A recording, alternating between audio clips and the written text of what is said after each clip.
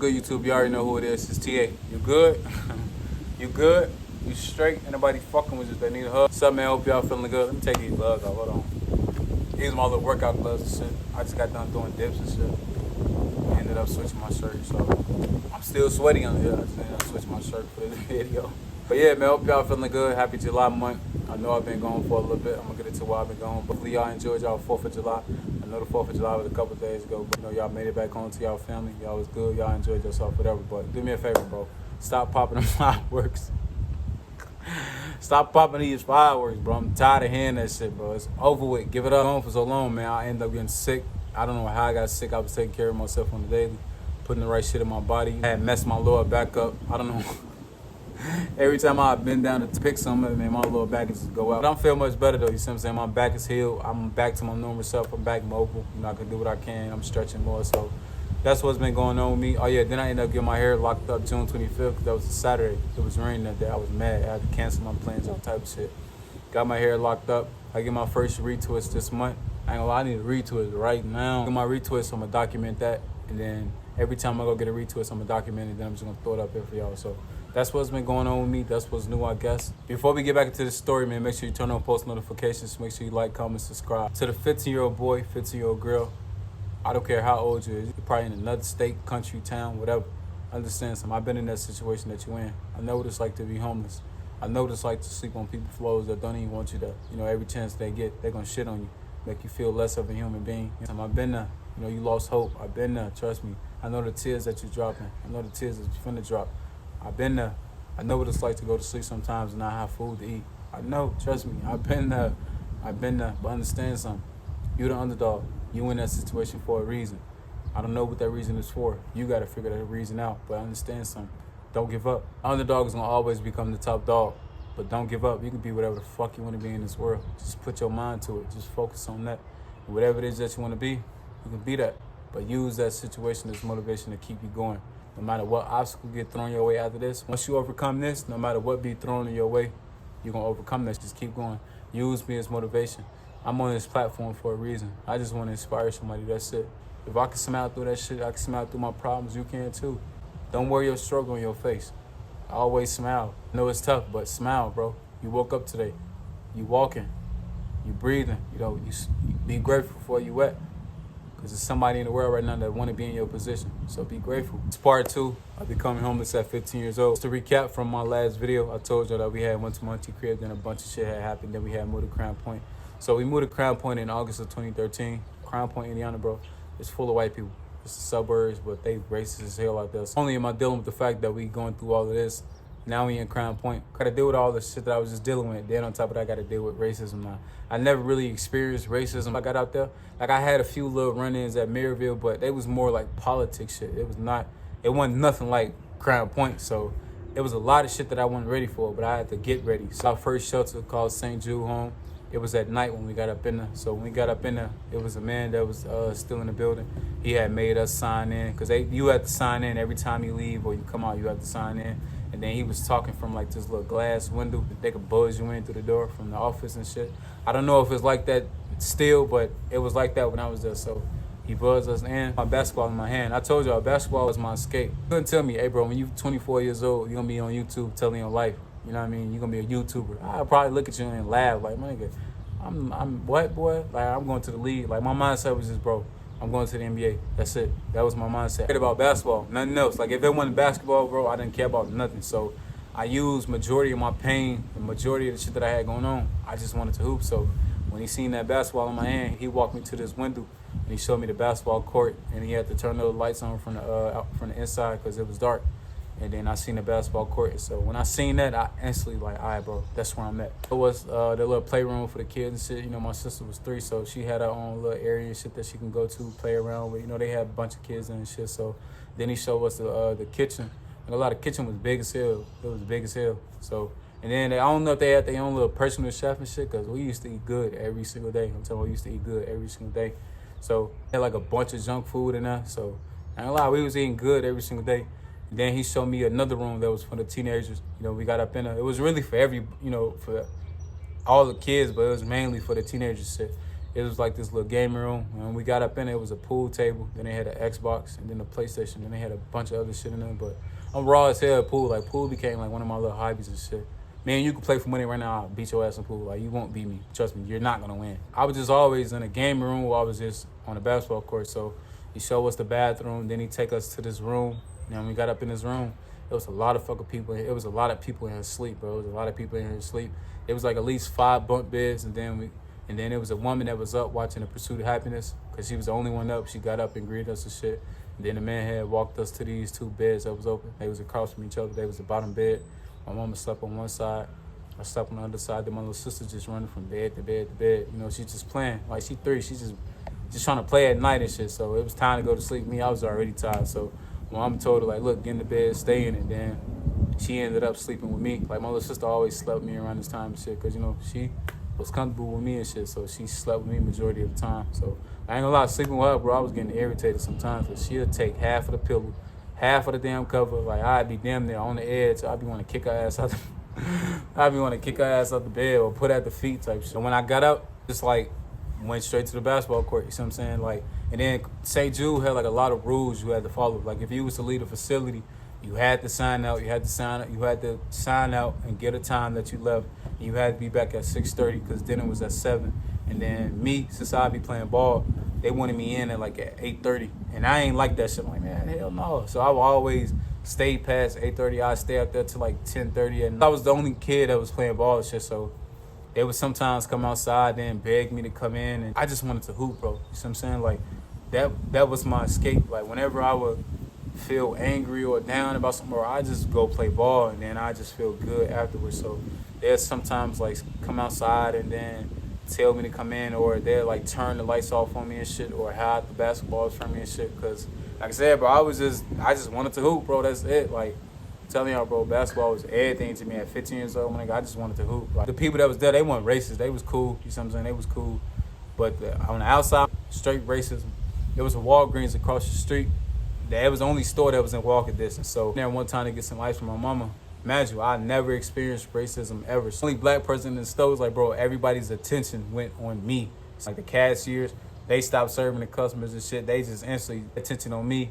And then as I'm walking around and shit, I'm getting followed and shit. Like, they on the microphone saying little slick shit. I'm like, man, nigga, I'm just here to get some ice. That's it. Like, but like I said, that's what I had to deal with. And then I ended up getting into like a little argument with a white lady and shit. Like, she cussed me out, called me a nigga, all type of shit. And I said, you fat old bit of white. I mean, I really got on there with her just tweaking with me. I'm like, bro. But I had to really learn how to control my anger. I had to learn how to be patient. I had to learn how to like just walk away from this shit. Cause bro, I'm telling y'all, this shit was a lot for me to deal with. But I had to really train myself to just say, you know what, bro, just walk away sometime. Ended up going to the high school, Crown Point High School. It wasn't too far from the shelter. And I would get picked up every single day at 7 in the morning in front of the shelter. I'm not gonna lie, bro. I hated getting picked up right here. I did, because when I get on the bus, like I said, I'm the only black kid on the bus. When I get on the bus, everybody's attention is on me. Like, some kids will get out their seat, and then they'll be looking out the window, like, making fun of the name, like St. Jude home. Like, what is St. Jude home? Like, what is St. Jude home? They'll even Google, what is St. Jude home? And then when they had discovered that it was a shelter, they'll crack jokes. Like, one of them even called me a poor little black kid. Like, I'm like, damn. But like I said, y'all, these white kids, they not from where we from. Some white people ain't racist. They're not. I understand that. But I had to learn that, damn, parents still teach their kids at the dinner table that we food still. So like I said, y'all, I had to really be cautious. I had to be patient and walk on a thin line. Them crack jokes, make fun of me and shit. Of course, it hurt my feelings and shit. I would always sit in the back of the bus. And it wouldn't be too many people in the back of the bus and shit. So I'd be the only one in the back of the bus. And I'd be crying before we go into school. Cause like I said, I hated my fucking life, bro. I hated this situation. I really hated this situation.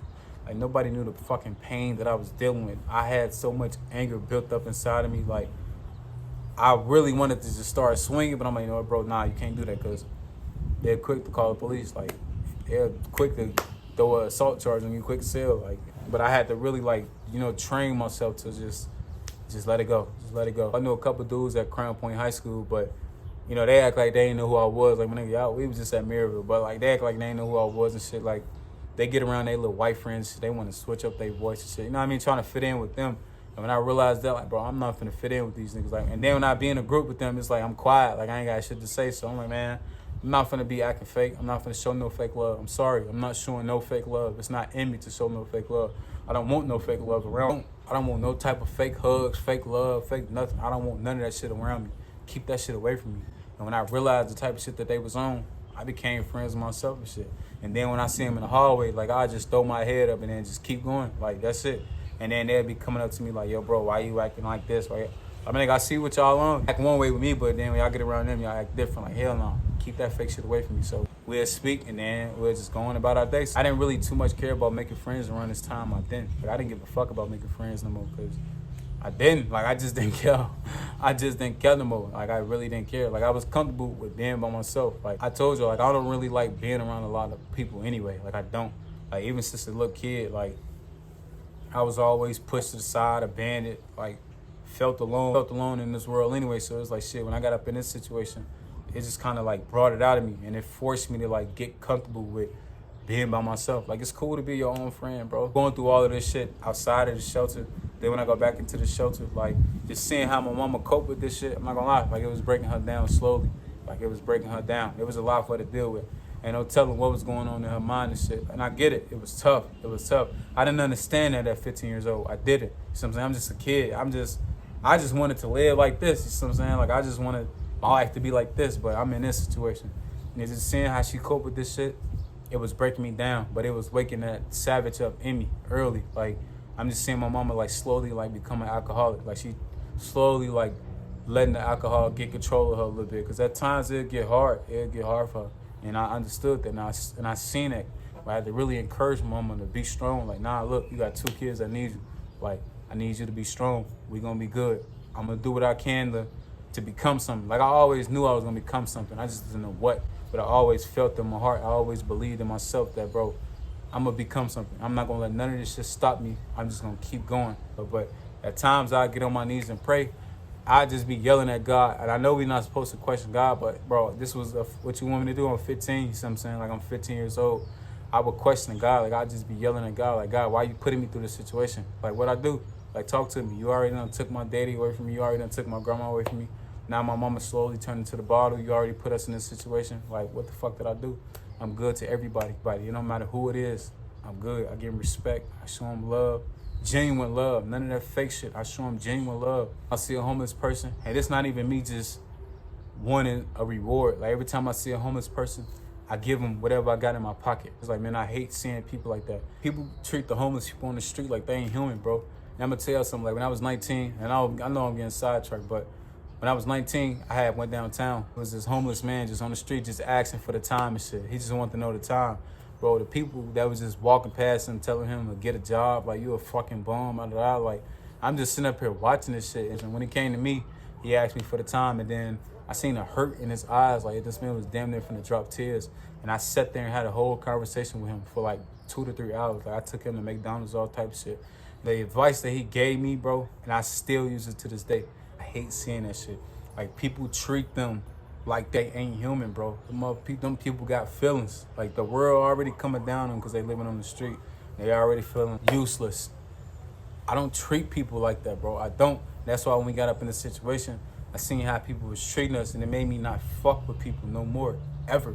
It put me in a position to where I didn't even care about friends, family no more. Like, I didn't. Because it's like, damn, bro, look how y'all treating us. Then when I see the people that on the street, and I see how they getting treated, and I'm like, bro, I ain't gonna never treat nobody like that. That's why I always give people respect. And God, I'm asking God to, like, yo, why you putting me through this shit? Like, why? Like, what did I do? I didn't get it, what I was doing wrong. Like, but, you know, over time, I realized, like, yo, bro, you going through this for a reason. You going through this shit for a reason. Before I ended up trying out for the basketball team at Crown Point, and I ended up making it. But I didn't even get a chance to play because the day that I made the team, we got kicked out. Never expressed how I felt, so I would always hold that shit in. And that's why I would always use basketball as my escape. But when I'm not playing ball, that's when I have my episodes when I'm just punching shit, like putting holes in the wall, like just knocking shit over, breaking shit, like, because it was a lot for me to deal with. I called my mom when I seen my name on the list. It was late at night, bro. It was late at night. I seen my name on the list. I called my mom with tears of joy. Like, I'm just crying. Like, I'm happy because I'm like, damn, I finally get a chance to hoop. Like, no matter what I just went through to the beginning of 2013 to the summer of 2013, now I get a chance to finally hoop. Like, I had a chance to hoop, but the opportunity got slipped away. Now I finally get that chance, but I didn't get a chance to play because we got kicked out. So tell my mama I made the basketball team, and then she told me like straight up, we getting kicked out. I'm just like, bro, everywhere we go, we just keep getting kicked out and shit. Like, God, why are you doing this to me? Like, why? But that was just me out of just anger and frustration. Like, I'm telling y'all, bro, I was real life finna turn into a savage, bro. Like, I'm telling y'all, I was finna turn into a fucking savage. Like, it got to the point where it's like, bro, fuck it. Like, fuck it. Go to my mama friend for a little bit. We spend the night that night. Then we come back to the shelter that next day. And then as soon as we get back to the shelter, I don't know why we got kicked out. I don't know. The day we come back to the shelter, they had all our shit at the front door. Like, at the front door. So as soon as we came into the building, it was right there. Our stuff was right there. And then, you know, my mama cussing them out through the window and shit out of the eye. Like, she's just going crazy and shit. And I'm seeing this shit, bro. It's just like, it's just making me mad even more. So I'm just telling my mom, like, man, we got to be good. We just got to, you know, just get up out of here. Because, like I said, bro, we in Crown Point. They quick to call the police. Like, they quick to call the police and they don't care. And the police be there like that, boy. Especially if they be like, oh, yeah, they black. Well, they'll be there quick as hell. So I already told you all the shit that I had to deal with. So seeing how my mama, you know what I mean, reacting, they'll come and lock her up quick as hell. So I had to tell my mama, like, man, let's just go. You know what I'm saying? Like, I had to beg her, like, let's go, because she's still yelling and shit, like, let's just go. And then we didn't have that much stuff anyway, so all the little shit that we had, she made me throw it in the trunk, and then we had left. And at the time, she was driving this, what the fuck she was driving? She was driving, like, this Buick, trapping out of there for a little bit. And then we go back to her friend crib. Now, this is December 2013. It didn't work out there. Then we had moved to our second shelter called Family Promise. Now, that was just 2013 alone. We got to Family Promise in like late December of 2013, but I'm just gonna say 2014. So I'm not gonna lie, Family Promise was a different type of shelter. Like, they would just send you to churches. And they had like 2 women that was running the program. I forgot the other lady's name, but her ass was mean as hell. But she really didn't like her kind. But the other lady, her name was Tracy. Tracy, if you ever see this video, don't sue me. He was so sweet to me. But Tracy was cool as hell though. Like, Tracy was cool. Tracy was so fucking nice, bro. Like, I used to get my way with her all the time. Like, and then, like I said, I always kept a basketball in my hand, so she automatically knew, like, oh, you play basketball? Like, she would ask me questions about the game. You know what I mean? Just little small talking shit. So at the time, I didn't know what school I was gonna be going to. Like, we just moved to Evanston and shit. I didn't know what school that I was gonna be going to. So I was out of school for like a month and a half and shit. And then that's when Tracy was just like, oh, it's a high school called Evanston Township High School, not too far from here. He could just go here, and end up going to Evanston my sophomore year. So I was at Crown Point High School at the beginning of my sophomore year, and then I just went to Evanston to finish out my sophomore year. So I was just at Evanston just for like a half a year. Then I had left again. So, but bro, I went to 3 different high schools in 1 year. You see what I'm saying? I'm 15 years old. I went to 3 different. I went to 4 different high schools in total, but in 1 year I went to 3 different high schools. The beginning of 2013, I'm at Maryville High School. Then August of 2013, I'm at Crown Point. And then Evanston Township High School. So making friends shit, bro, I didn't care about none of that. I didn't give a fuck about making friends no more. I didn't care about making friends no more. Family Promise program, it was decent. Like I said, it was decent. They provided you with a ride every single day. Like, we'll stay in churches. It didn't matter where we was at. We'll stay in the church for like a week. We could be in like Waukegan, Bolingbrook, Evanston sometimes. Like, it didn't matter the church. They would provide you a ride. And they had like 2 drivers. One of them name was Peter. The other name was John. You know, both of them was white, but Peter, he was an asshole. Like, he made it known that he didn't fuck with black people. He made it known. Like, he'll walk in, and then he'll just stare at you and wouldn't say shit. Like, you have to leave the facility to be ready by 5:30. And then they'll just take you, you know, Peter or John, they'll have us to the church that we stand in for the week. And then whatever church that we're going to next, we'll just have to relocate. And then when we get up in the room, we'll be sleeping in classrooms. Because some of the church that we stand in, they'll be like classrooms and shit. So they'll move all the little stuff out of the room, and then they just throw beds in there. It's time for us to eat dinner and shit. This what it'll look like. I only ran track at Evanston. That's it. I tried out for the basketball team, but they already had their basketball team set. So I just ran track for Evanston. I'd always get to the church late, and then since I'm the last one coming in, the person that's hosting the church and shit, they'll be at the front door just waiting on me and shit.